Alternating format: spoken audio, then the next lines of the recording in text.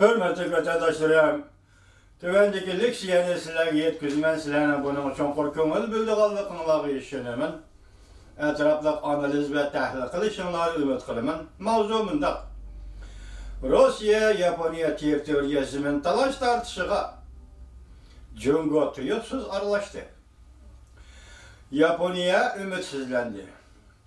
Mavzuda haber birinci ayının 21. günü Dobitor bitedi ilan kılındı. Haber mundak başlandı. Rusya'nın koludan şimaldaki 4 aralını kaytırıp eliş üçün tırıştallık görüstüvatkan Yaponiyaga Jungo hükümeti hazırgıca izcil yanda karab duruğucu süpütüde pozisiya tutup gelgen. Bunda vaziyeti Jungo'nun pozisiyası da hazır özgürlük izber. 2019 yılı 1. ayının 21. günümünde haber kılındı.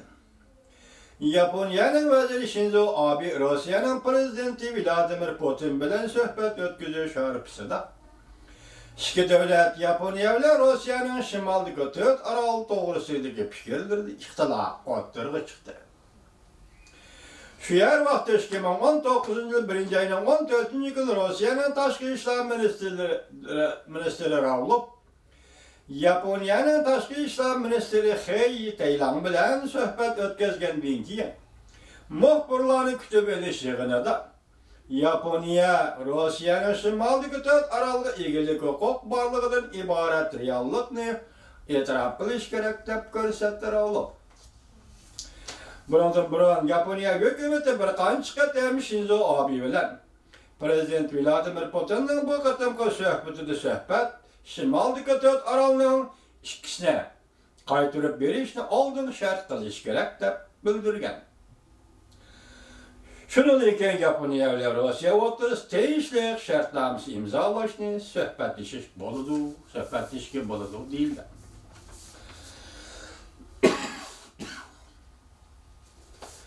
Birinci ayının 21. Kreml sarayının bayonotchisi Peskov yana bir qatim ta'kidlab, Yaponiya Rusya tegishli 20 kun bo'ldi men Zoka vatandosh kechirma. Birinci ayının 21. günü Kreml sarayının bayonotchisi Peskov yana bir qatim ta'kidlab, Yaponiya Rusya tegishli shartnomasi imzolashni muhokama qilganda Şimaldaki 4 aralning ichida ikki aralni Yaponiyaga topshirib berish to'g'risida bishorat bermagan deb ko'rsatdi. Yaponiya bo'lsa Peskovning so'ziga o'xshamaydigan fikrni o'tirib qo'ydi. Shu yer vaqti 1. ayning 21. kuni Yaponiya Kyoto agentligi xabar qilib bunday ko'rsatdi.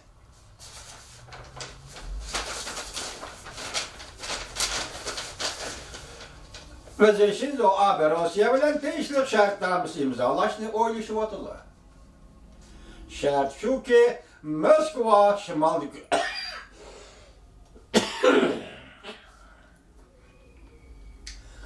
Moskva shimaldagi 4 aralning ichida ikki aralni Yaponiyaga qaytarib berishga faoliyatlar qilsalar, Yaponiya Rusya bilan tegishli shartnomasi imzolaydi.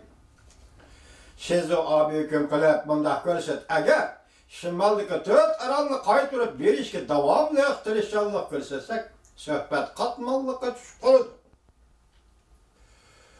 1956 yil Rossiya Yaponiya o'rtaq xitobnomasida aniq qilib, Sidan Chivu qatorli ikki aralni Yaponiyaga qaytarib berish deb yozilgan. Bir ishdan yiroqlab ketamiz. Mushu ishdan yiroqlab ketamiz. Sharqiy Osiyo ishlari mutaxassisi Yaponiyaning yana bir Sharqiy Osiyo mutaxassisi shundaqli Yaponiyaning muxbiri Tian Daoshi Jungo va Koreyada bir qancha yil muxbirlik qilgan. Bu kishi Jungo va Koreyaning siyosiy sohasidagi ba'zi amaldorlari bilan tanishadi. Tian 1. ayning 21. kuni oshkorlab bunday ko'rsatdi. Garchi Jungo hukumati oshkora so'rovlarda Yaponiya bilan Rossiyaning territoriya zimintalash tartiblari to'g'risida qaysi bir tarafda turish to'g'riliq ifoda bildirmagan bo'lsa-mu hozirgacha. Lekin Rossiya bilan bo'lgan munosabati o'zliksiz kuchayishga ergishib, Jungoning Amerika bilan o'rtasidagi ziddiyatlar kun sayin o'rlayotgan bugungi kunda shimaldagi 4 aral masalasi Jungoning diqqatini qo'zg'adi. Yaponiya hökuməti qismən arallarının egilik hüququnu aldırıb, qaytırıb almaqçı bolğan bir vəziyyətdə Cungo əməldarları Şərqi Asiya işləri və muxbir Yutiyenge bundaq görsətdi. Cungo Yaponiyanın hətta bir aralının egilik hüququnu qaytırıb elişini körüşni mutlaq xalamaydı. Gördünüz mü? Şimaldakı 4 aral Rusiya tərəfindən egəllenген. İkinci Dünya Uruşu'dan keyin tiklengen bir xil tartibning belgisi. Onun üstüge Yaponiya rəhbəri bazı qurgan Amerika, Cungo ve Rusiyaga harbiy tahdid salavatıldı. Onun üstüge Yaponiyaga harbiy bazı qurgan Amerika, Cungo ve Rusiyaga harbiy tahdid shiltivatıldı. Agar Şimaldakı 4 aralni Yaponiya qaytırib oladigan bolsa, Yaponiyanın Amerika bu rayonda harbiy baza qurmaydi deb bergan va'dasiga hech kim ishonmaydi.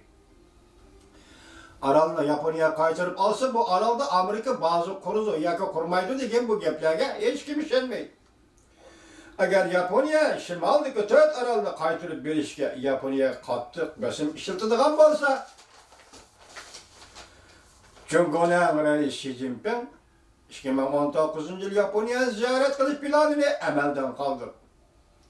O'xshash Jungo Rossiyaning shimaldagi 4 aralni egallash pozitsiyasida ching turishni qo'llaydi. Bunda qattiq pozitsiya Yaponiyaning shimaldagi 4 aralni qaytarib elishda umidsizlandi.